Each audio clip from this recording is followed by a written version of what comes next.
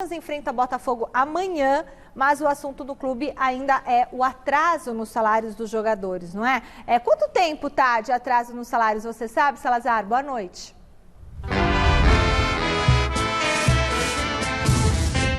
Boa noite, Michele, amigos do Gazeta Esportiva. É isso aí, Michele. O Corinthians venceu o Goiás fora de casa, voltou para São Paulo e agora concentração nos 2 jogos seguidos aqui dentro da Neoquímica Arena contra Botafogo amanhã e na quinta-feira contra o Palmeiras. Mas como você bem disse, o assunto do dia foi a questão dos salários atrasados. E eu já vou explicar, já vou te dar informações detalhadas sobre essa questão. Antes disso, vamos ouvir o Ramiro que falou lá no CT Joaquim Grava sobre esse atraso no pagamento aos jogadores. Funcionário nenhum gosta de ter salário atrasado. Não gosta e não deve ter, né? Porque a gente trabalha aí no dia a dia, independente se é jogador de futebol ou se é alguma outra profissão, a gente trabalha e se dedica ao máximo sempre para ter no final do mês a nossa recompensa financeira nesse caso, né? Mas a gente também entende e vem conversando muito com a diretoria sobre a situação que o mundo vive, nessa situação de pandemia, de o clube ter ficado muito tempo sem receber receita e até com uma receita reduzida. Então a gente tem tratado isso de forma interna, tratado como homens, olho no olho, a diretoria sendo muito transparente com a gente também da mesma forma com eles, para que a gente consiga deixar o Corinthians o mais alinhado possível e o mais rápido possível.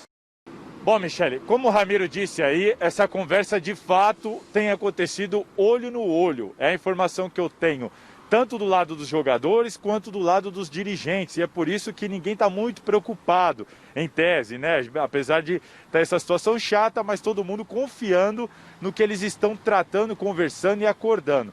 E aí, para explicar para o torcedor, é o seguinte: segunda-feira, depois desse final de semana, o Corinthians vai completar 4 folhas de atraso. Os jogadores, então, terão 4 meses atrasados. A promessa da diretoria do Corinthians, como o André Sanches bem tem dito, isso está acertado com os jogadores, eles sabem quando vão receber. A informação que eu tenho a promessa de que tudo seria sanado dia 15 de setembro. Essa foi a promessa da diretoria. 15 de setembro a gente resolve tudo, então os jogadores estão confiando nesse prazo. E o que eu apurei hoje é que a diretoria do Corinthians deve conseguir antecipar isso e já passou essa informação para os jogadores. A ideia é pagar terça-feira 2 folhas atrasadas. Então 2 meses de salários atrasados serão pagos na terça-feira e a promessa é de que já na semana seguinte as outras 2 folhas serão pagas de novo, e aí sim o Corinthians terá o elenco todo em dia, com tudo sanado, quitado, todas as contas pagas nesse sentido, Michele. Valeu, Salazar. Eu acho importante você trabalhar com uma data para receber o salário, porque, gente, é complicado, hein, ficar sem salário. Olha, 4 meses ainda. O diretor financeiro do Corinthians, vocês lembram, falou no Mesa Redonda, a folha de pagamento do Corinthians é de 18 milhões.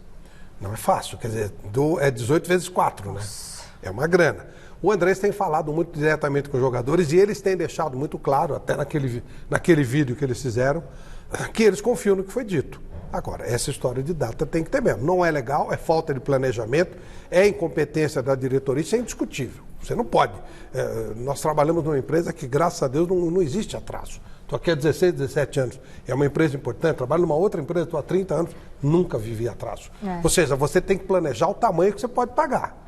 Então, é um erro. Mas, sem dúvida, me parece muito claro que os jogadores estão de acordo e que o nível de conversa tem sido favorável. Eu não ligo qualquer dificuldade nos jogos com esse negócio de atrás de salário no caso do Corinthians. E sou contra essa história. Não, o salário do jogador pode atrasar porque ganha muito. Isso é uma tremenda sacanagem e injustiça. Cada um ganha aquilo que por merecimento conquistou dentro da sua categoria. A vida dele custa isso. A vida dele tem outro patamar, mas enfim, é o direito do cidadão. Ponto. Ponto número 2, o Salazar traz essa informação de que o grupo está em sinergia com a diretoria. Isso é fundamental para que as coisas não desandem no vestiário. E já aconteceram em outras oportunidades, o Corinthians foi campeão brasileiro, não é? Com um salário atrasado. O próprio Ralf tinha um problema de salário, de pendência, foi titular e foi o capitão do Corinthians. Não é? Então, o que a gente recebe de informação, e se com certeza o ambiente tivesse azedado lá, teria chegado para o Salazar, teria chegado para mim, teria chegado para o Flávio, porque isso vaza muito rápido.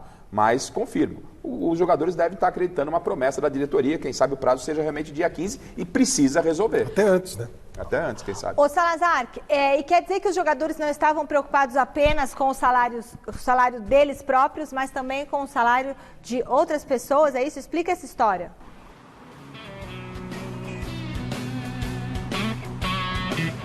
É isso, Michele. O Garrafa levantou uma questão importante aí, que foi o que aconteceu em 2015, né? Naquela época eram só as imagens, né? Agora é a CLT, é todo o salário mesmo. E o que acontece? Por que os jogadores estão confiando? Primeiro, houve uma conversa até do Cássio com o elenco, porque ele está aqui há 9 temporadas e ele relatou de que é a primeira vez de que o Corinthians de fato atrasa esse salário, o salário da CLT, que é onde os jogadores ganham mais. Então eles estão entendendo esse fator da pandemia. O Corinthians não ultrapassou o prazo prometido, então ainda há essa relação de confiança. E o Ramiro também externou hoje uma coisa muito importante. O elenco do Corinthians está muito ciente dessa situação de eles conseguem, pelo salário que eles ganham, né, muito acima da média do nosso povo aqui no Brasil, eles conseguem aguentar 1, 2 meses de salários atrasados.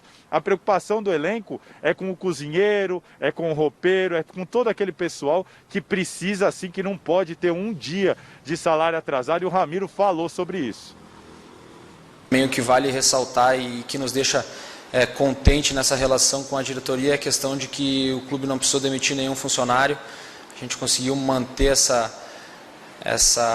esse número de empregos dentro do clube, que a gente sabe que é extremamente importante, tanto do pessoal da cozinha, o pessoal que nos assessora, o pessoal que cuida do campo. A gente está hoje trabalhando com uma equipe reduzida aqui dentro do CT, mas todo mundo empregado, que eu acho que isso é o que a gente prezou desde o início dessa pandemia. Então é isso, Michele. A princípio está tudo sob controle. E aí, repito aqui a informação trazida aqui no Gazeta Esportiva. Terça-feira pagam 2 folhas e na outra semana as outras 2 folhas para assim resolver essa questão e deixar o time tranquilo para seguir. E aliás, sábado, amanhã, 7 da noite, na Neoquímica Arena contra o Botafogo. Daqui a pouco eu volto aí sim para falar de futebol, para falar do time do Corinthians. Michele. Valeu, Salazar. 18 milhões, falando ainda da folha de pagamento, é só o futebol? Só o futebol. Folha do futebol. É muito caro, né? Pois é, aí a gente fica contente com os 15 milhões da Neoquímica? Acho que é 15 milhões por ano. Meu, imagina. Mas são custos diferentes, 18 milhões por mês. Então, isso é que a gente contesta, porque o rendimento, o cara pode ganhar o que ele quiser. Por exemplo, o Messi ganha um caminhão de dinheiro, sim, mas ele devolve. O Cristiano Ronaldo é uma atração. O próprio Neymar, ele traz de volta essa captação de dinheiro. O futebol que está sendo apresentado não comporta isso, mas isso é outra discussão. Realmente o futebol brasileiro está muito caro pelo que ele está devolvendo como espetáculo. E por isso muitos clubes passam o que estão passando aí. Então, esse é um erro que eu falei, erro da administração. Você não pode gastar mais do que você vai arrecadar e você não tem atrativos para arrecadar o que você está custando. E chega a equipe para essa partida, Salazar? Diga aí.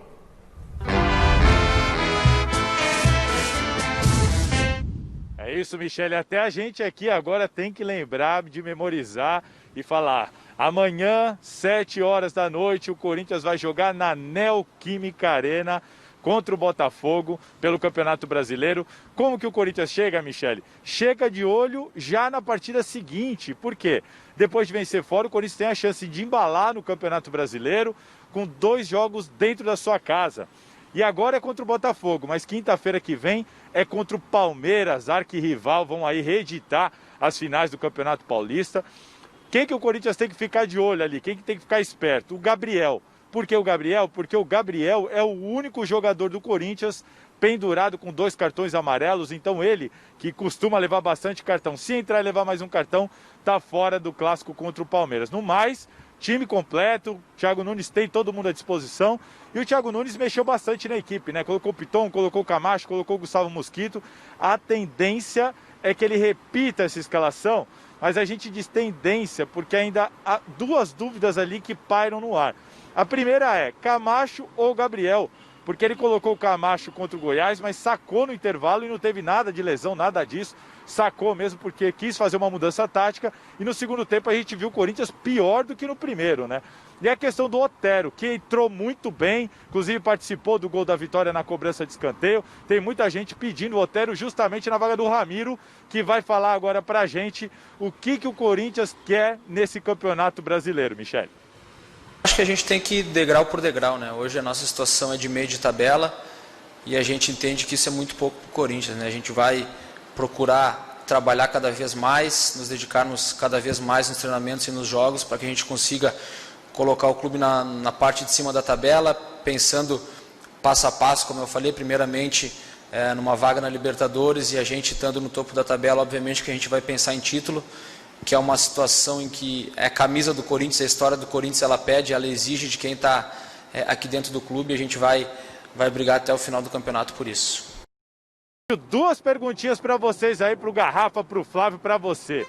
O Corinthians vai brigar por título? E o Camacho e o Otero ali ficam nesse time? Sai? O que vocês acham, pessoal? O que vocês acham? Título não. O Corinthians não briga por título. Também acho que não. E Camacho... Ué, outro dia a gente perguntou se estava brigando para não ser rebaixado. Aí também acho que é exagero. É meio de tabela. Meio de É tabela. melhor não classificar para Libertadores também, né? Vai evitar de sabor. A verdade é uma só. Vocês já viram o cachorro em dia de mudança? O cachorro fica meio perdidão na casa, né? Porque tira o sofá, você tira o cachorro começa a olhar, tal. É o Thiago Nunes do Corinthians. Você vai jogar Camacho, mas é a cara do Thiago Nunes. Como é que ele tá? Não, ele fica assim, né? O cachorro fica, né? Você tira a geladeira e ele olha pro cara. O cara levantando a geladeira nas costas. Ele tá tentando acertar. O Thiago tá tentando, mas não consegue. Não deu liga, gente. Não deu liga, cara. Vai falar o quê? Ele tá tentando.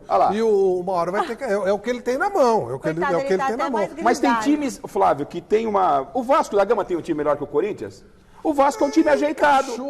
Encaixou, deu certo. Daqui a pouco ajeita. Agora, o Corinthians tem uma mania de... Quando tem alguma coisa grande acontecendo, ele... né? Você lembra na estreia da Arena? Sim. O Giovanni Augusto fez um gol do Figueirense. Amanhã, essa coisa maravilhosa, né, o Química Arena, que eu fiquei muito feliz. Estou falando muito sinceramente. É importante quando grandes empresas investem no futebol.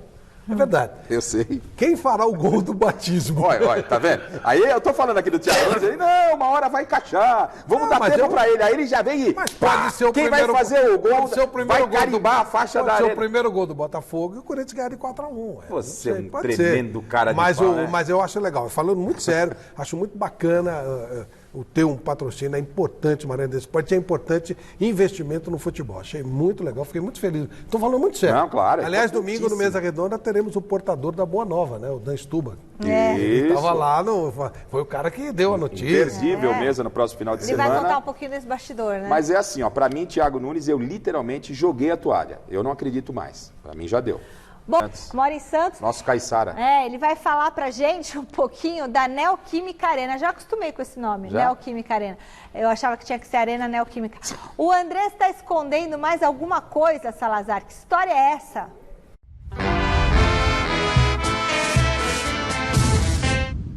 Eu acho incrível como os paulistanos têm dificuldade de entender o que é Santos, o que é Praia Grande, o que é São Vicente. Vamos lá.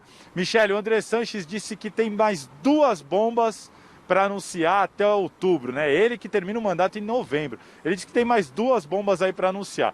E a informação, né? A gente vai atrás, o presidente fala isso, a gente vai atrás de tentar entender o que está acontecendo. O que eu posso falar para vocês de informação? Primeira coisa, torcedor, não tem nada a ver com reforços, viu? Muita gente falando aí de Renato Augusto, esquece isso, não tem nada a ver. Essas 2 questões estão atreladas à Neoquímica Arena. A primeira é em relação à Caixa, o empréstimo que o Corinthians tem com a Caixa. Há uma divergência de valores, já houve um clima bem ruim entre as 2 partes e a informação agora é de que as coisas estão caminhando bem, de que em breve um acordo deve ser anunciado, o valor da parcela deve mudar, o Corinthians deve encontrar uma facilidade maior para pagar o seu estádio por causa desse contrato agora com a Hypera Pharma. E o segundo ponto aí é a bomba principal do Andrés, digamos assim, que tem relação com a Odebrecht. Por quê?